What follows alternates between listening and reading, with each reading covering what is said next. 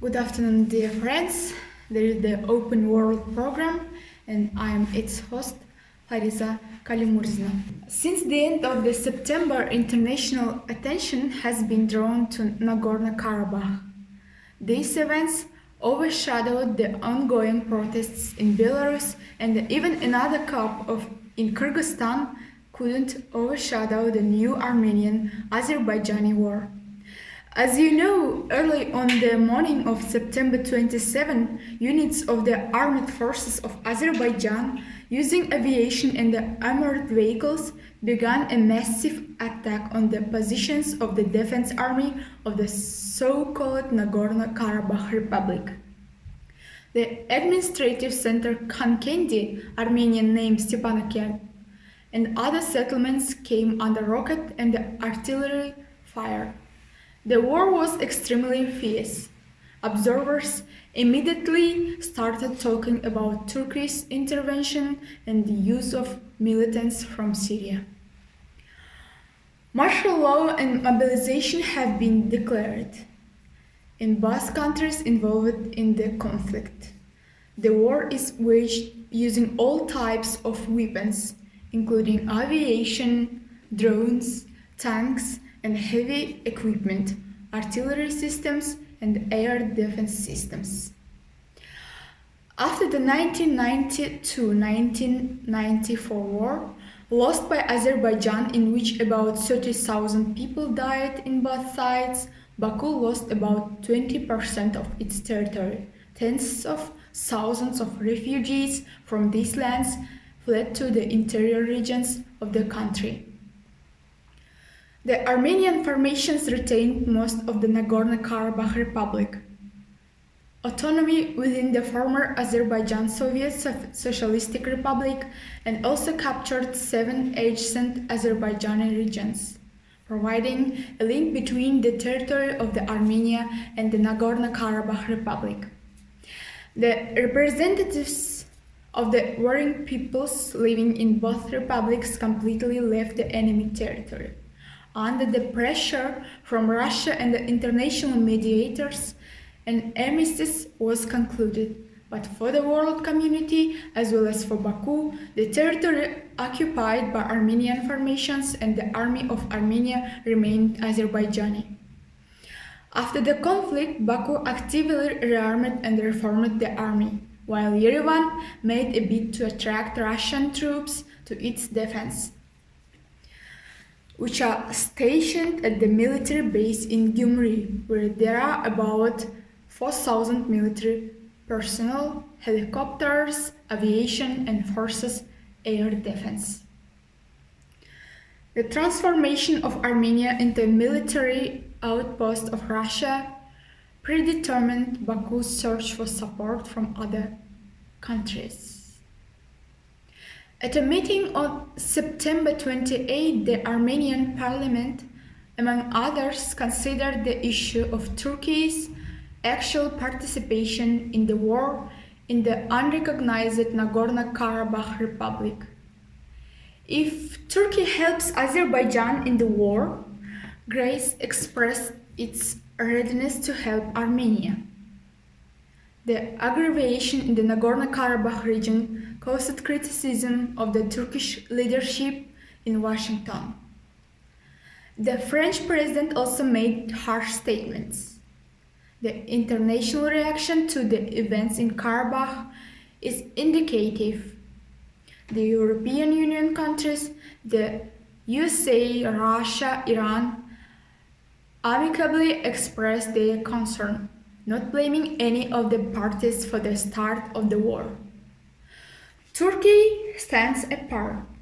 Its president, Recep Tayyip Erdogan, supported Azerbaijan in even more harsh terms than during the summer Armenian-Azerbaijani clashes. Ilham Aliyev's motives are clear. He decided to take advantage of the situation. Russia is busy with Belarus and its showdown with the West over the Navalny case. Also in power in Armenia is Nikol Pashinyan, who became president as a result of street protests and such leaders are hardly tolerated in the Kremlin. The current Armenian government is the result of a change of power by a protesting street, a color revolution, which from the Kremlin's point of view is a great domestic political scene. Russian restraint about Armenia is also related to the fact that Yerevan was wasting time to resolve the territorial dispute peacefully. In Russia, both before Putin and under Putin, they understood that Armenia is an ally of Russia, but Azerbaijan is not its enemy. This is the main difficulty of the current stage of the conflict. In the distant 19th, the Karabakh War ended the way it ended, because Azerbaijan was torn about by civil strife. Besides, Armenia inherited good military personnel from the Soviet Union. The Azerbaijan simply didn't have so many regular officers who had gone through the school of the Soviet army. Now the situation has changed. Aliyev's power is stronger than ever. The Azerbaijani army is at least as well armed and trained as the Armenian army. The country's economy is in better condition than Armenian, and the mobilization resource is noticeably higher. The population of Azerbaijan is 3 times larger. All the years after the First Karabakh War, and unfortunately it will not now have to be called only that way, Moscow diligently pretended that it had 2 allies in South Caucasus, Azerbaijan and Armenia. Now, if the war can't be stopped, a choice will have to be made between them. Some experts have formed myths about the low efficiency of the Azerbaijani army. To a certain extent, this opinion is formed by Baku itself. Azerbaijani troops are demonstrating military and technological superiority over the enemy. A week of fighting in Karabakh brought the first serious successes to the Azerbaijani army.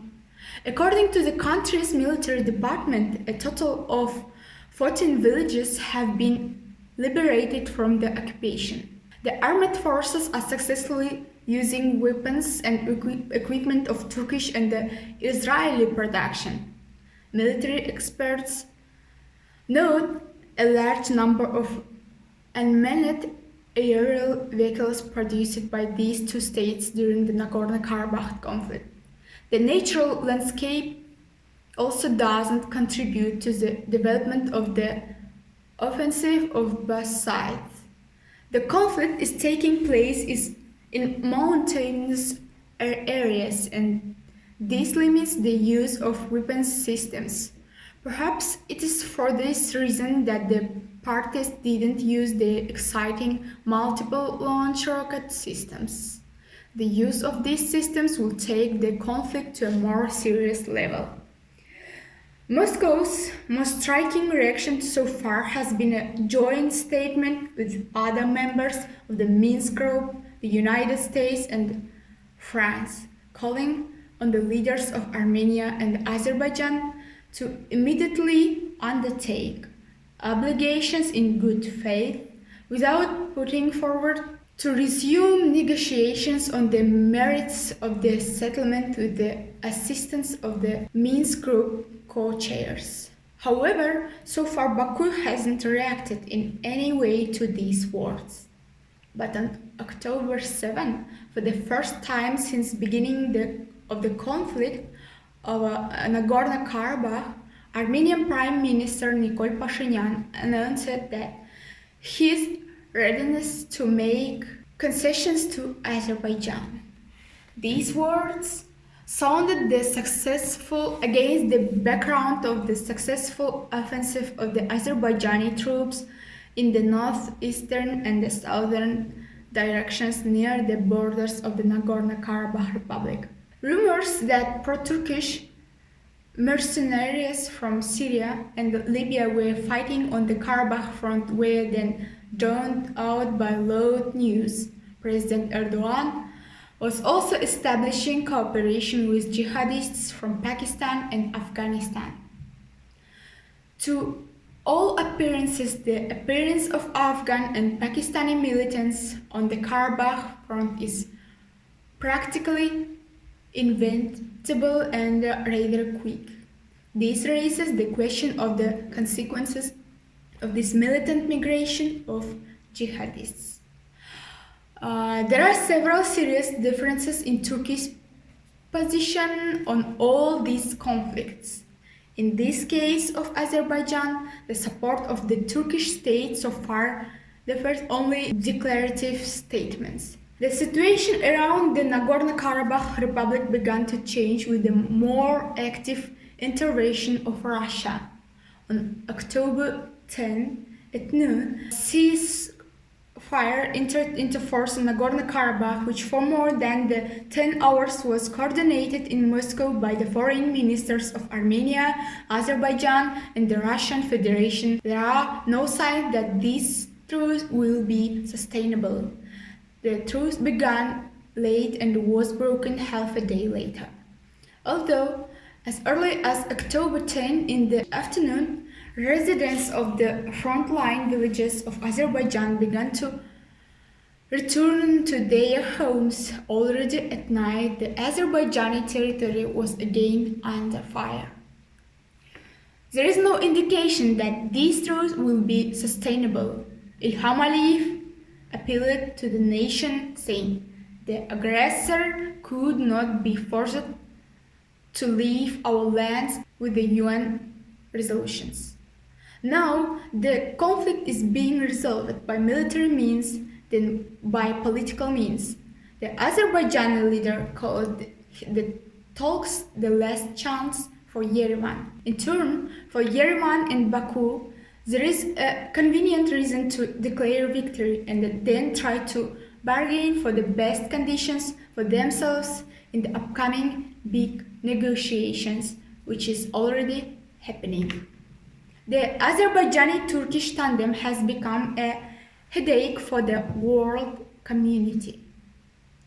Moscow calls for a peaceful resolution of the conflict, but observers and the experts at the same time understand that Russia will strengthen its positions in the region. For Kazakhstan, the option not to react and in any way is much more preferable. The involvement of our country in any military form in this conflict is fraught with risks, interethnic relations in the country.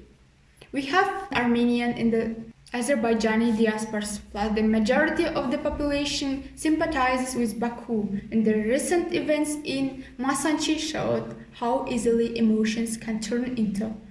On my behalf, I want to add that Nagorno-Karabakh is Azerbaijani territory, and being guided by the priority of territorial integrity in international law of the self-determination of the nation, I would like to note that Nagorno-Karabakh should be returned to Azerbaijan.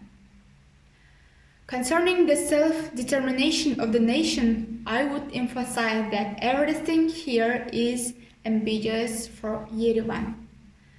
If all the Azerbaijani temporary settlers, about 1 million people, are returned to their homeland and a referendum is held on this issue, then it's not a fact that Karabakh will integrate into Armenia. Thank you for your attention.